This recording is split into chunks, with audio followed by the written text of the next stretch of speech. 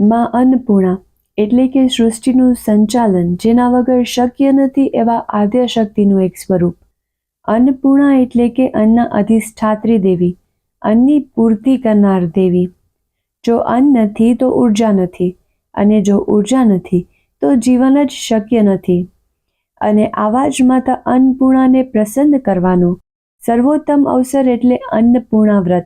ગુજરાતી પંચાંગ અનુસાર માગશર મહિનાની શુક્લ પક્ષની છઠથી અન્નપૂર્ણા વ્રતનો પ્રારંભ થાય છે, જે માગશર વદ 11 સુધી એમ 21 દિવસ ચાલે છે.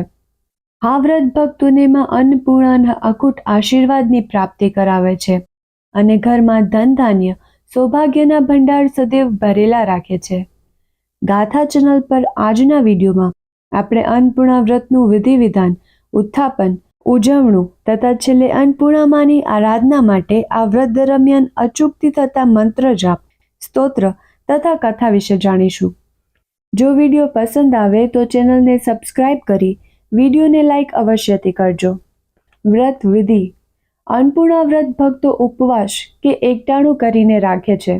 આમ તો આ વ્રત પૂરા 21 દિવસ સુધી ચાલે છે, પરંતુ જો 21 દિવસ વ્રત ન થઈ શકે તો 11 દિવસ અથવા તો માત્ર 1 દિવસ પણ આ વ્રત કરી માતાના આશીર્વાદ મેળવી શકાય છે.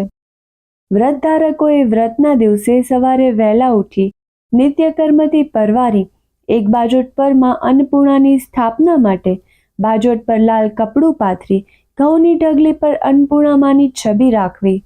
જો અન્નપૂર્ણા માતાજીની મૂર્તિ હોય તો મૂર્તિને સર્વપ્રથમ શુદ્ધ જળથી, ત્યારબાદ પંચામૃત અને અંતે પાછા શુદ્ધ જળથી સ્નાન કરાવવું અને ઘઉંની ઢગલી પર સ્થાપના કરવી. બાજોટની વચ્ચે સ્વચ્છ જળ ભરેલો કળશ મૂકવો. કળશ જો તાંબાનો હોય તો ઉત્તમ ગણાય છે.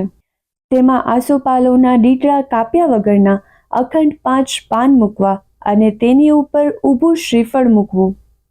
સૂતરના 21 તારના દોરામાં 21 ગાંઠો વાળી એક ગાંઠે માં અન્નપૂર્ણાય નમઃ આ મંત્ર બોલવો. દોરો માતા સમક્ષ મૂકવો. ત્યારબાદ માતાજીને અક્ષત, કંકુ, ચંદન, કેસરનું તિલક કરવું. માતાજીને ફૂલનો હાર અર્પણ કરવો. શ્રીફળમાં પણ તિલક કરવું. બાજોટની બાજુમાં રહે તેમ દીવો અને અગરબત્તી કરવા. આસ્થા સાથે માં અન્નપૂર્ણાની પૂજા કરી 21 ગાંઠવાળો દોરો જમણા હાથમાં બાંધવો. ત્યારબાદ વ્રતનો સંકલ્પ કરવો. હવે માતાજીની આરતી, થાળ, અન્નપૂર્ણા સ્તોત્ર કે માળા જપ કરી માતાજીની આરાધના કરવી. વ્રતનો પ્રારંભ કરવો. માની આરાધના માટેના વ્રત દરમિયાન ગવાતા મંત્ર વિશે આપણે થોડી જ વારમાં જાણીશું. આમ વ્રતની શરૂઆત કરી ઉપવાસ કે એકટાણા કરવા, પૂરી શ્રદ્ધાથી માતાની આરાધના કરવી અને અન્નપૂર્ણા વ્રત દરમિયાન રોજ અન્નપૂર્ણા વ્રત કથા અવશ્યથી સાંભળવી કે વાંચવી. જો ભૂખ્યા પેટે વ્રત કથા સાંભળી પછી ભોજન ગ્રહણ કરવામાં આવે તો તે ઉત્તમ મનાય છે. આમ 21 દિવસ સુધી નિત્યમાં અન્નપૂર્ણાની આરાધના કરી સંકલ્પ પ્રમાણે ઉપવાસ કે એકટાણું કરી વ્રત કરવામાં આવે છે અને એવી આસ્થા દાખવવામાં આવે છે કે માં અન્નપૂર્ણા ધન ધાન્ય સૌભાગ્ય સાથે જ્ઞાનના, સંતાન પ્રાપ્તિના એમ સર્વે મનોકામના પૂર્તિના આશીર્વાદ આપે છે. વ્રત ઉત્થાપન. 21મા દિવસની પૂજન પછી માતાની સ્થાપનાનું ઉત્થાપન કરવું. ઉત્થાપનમાં 3, 5 કે 7 એમ એકી સંખ્યામાં બ્રાહ્મણો કે કન્યાઓને ભોજન કરાવવું. યોગ્ય દક્ષિણા, સીધું કે ભેટ આપવી. આ દિવસે માં અન્નપૂર્ણાની છબી કે પુસ્તક આપવાનો પણ મહિમા છે. પૂજા માટેનું શ્રીફળ અને લાલ કપડું બ્રાહ્મણને આપવા અને હાથમાં બાંધેલો દોરો જળમાં પધરાવી દેવો. વ્રતનું ઉજવણું. સંકલ્પ પ્રમાણે 5 કે 7 વર્ષના અંતે વ્રતનું ઉજવણું કરવું. વ્રતની ઉજવણી માટે 21મા દિવસે 5 કે 7 સુહાગન બહેનોને ભોજન કરાવવું અને ત્યારબાદ યથાશક્તિ દક્ષિણા તથા અન્નપૂર્ણામાનો ફોટો કે પુસ્તક આપવી. ઉજવણું કર્યા બાદ પણ વ્રત ચાલુ રાખી શકાય છે અને વારંવાર ઉજવણું કરવાની જરૂર નથી. બોલો માં અન્નપૂર્ણાની જય. આમ અત્યાર સુધી આપણે વ્રતનું વિધિ વિધાન જાણ્યું. હવે આપણે વ્રત દરમિયાન માની આરાધના માટે કયા મંત્રનો જાપ કરવામાં આવે છે તે જાણીએ. માં અન્નપૂર્ણાનો મહામંત્ર આ પ્રમાણે છે. अन्नपूर्णे सदा पूर्णे शंकर प्राणवल्लभे ज्ञानवैराग्य सिद्ध्यर्थ भिक्षां देहि च पार्वती।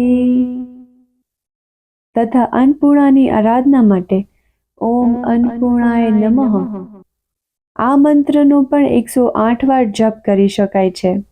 આ બંને મંત્રોની જપમાળાનો વિડીયો ગાથા ચેનલ પર અલગથી પોસ્ટ કરેલ છે, જે ઉપર દર્શાવેલ લિંક પરથી કે ડિસ્ક્રિપ્શનમાં દર્શાવેલ વિડીયો લિંક પરથી ક્લિક કરી સાંભળી શકો છો। આ મહામંત્રો સિવાય વ્રત દરમિયાન અન્નપૂર્ણા સ્તોત્રનું પણ ઘણું મહત્વ છે। આ અન્નપૂર્ણા સ્તોત્ર આદિ શંકરાચાર્ય દ્વારા રચિત છે, જેમાં માં અન્નપૂર્ણાના ગુણ, મહત્વ તથા સિદ્ધિઓનું ખૂબ સુંદર વર્ણન કરવામાં આવ્યું છે।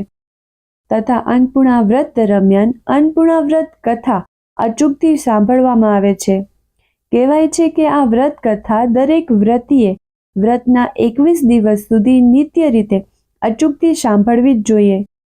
અન્નપૂર્ણા સ્તોત્ર લખાણ સાથે તથા અન્નપૂર્ણા વ્રત કથા કે જે વ્રતીઓ 21 દિવસ દરમિયાન નિત્ય અચૂકથી સાંભળે છે, એવા આ બંનેના અલગ અલગ વિડીયો ગાથા ચેનલ પર પોસ્ટ કરેલ છે।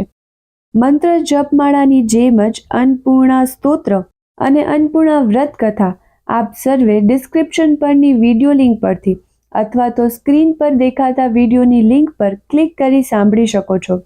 શ્રોતાઓની વ્રત દરમિયાનના નિત્યક્રમની અનુકૂળતા જળવાયેલ રહે તે હેતુથી મંત્ર જાપ, સ્તોત્ર તથા વ્રત કથાના સિંગલ વિડીયો પોસ્ટ કરેલ છે।